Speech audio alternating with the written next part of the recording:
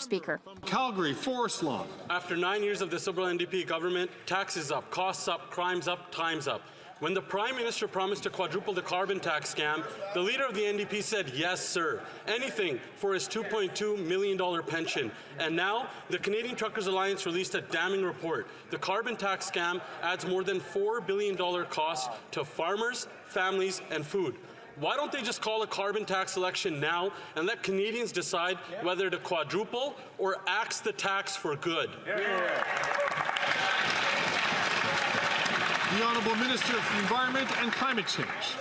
Newsflash, Mr. Speaker. We had a carbon tax election in 2021, and the Conservative Party had a platform where they said they would put in place carbon pricing in this country.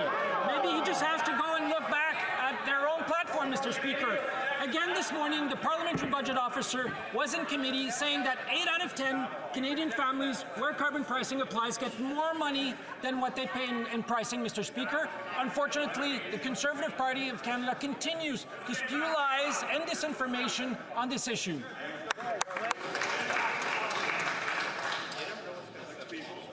The Honourable Member from Calgary, Forest Lawn. The PBO proved that orange jumpsuit handcuff-wearing minister is lying when he said that more Canadians pay into this.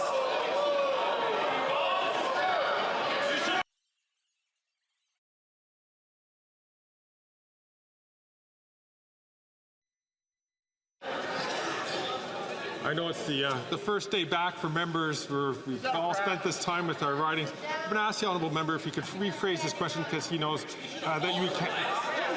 I'm going to ask him to.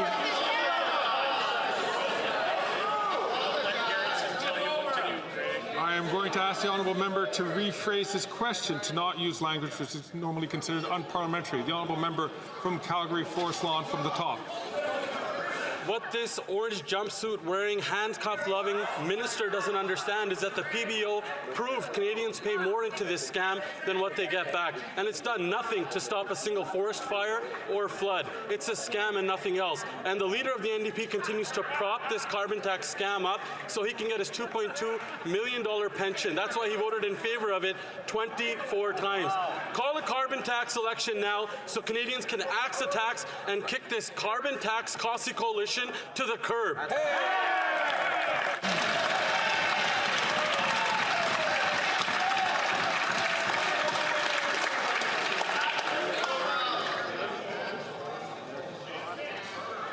It's really important for all members to choose their language and use their words judiciously in a way that is respectful to the House.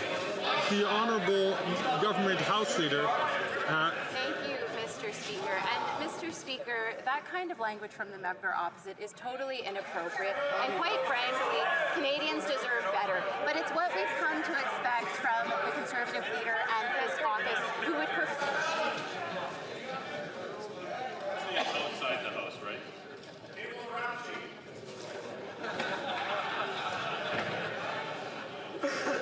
Colleagues, I could not hear the Honourable Minister give her response. It's difficult for me to hear that, so that I can make sure that the language is correct. The Honourable Leader of the Government in the House, please, from the top. Thank you, Mr. Speaker. Mr. Speaker, the language from the member opposite was completely inappropriate, and quite frankly, Canadians deserve better. But unfortunately, that's what we've come to expect from the Conservative members and their leader. And the reason why they're focusing on the price on pollution is because they want to distract Canadians from the real agenda, where they cut pensions for seniors, they cut childcare for families, they cut and defund the CBC at a time of increased disinformation. Mr. Speaker, they want to hide their real agenda from Canadians because they know that they won't like it. But, Mr. Speaker, they need to be under that scrutiny and they need to be honest with Canadians. Thank you, Mr. Speaker.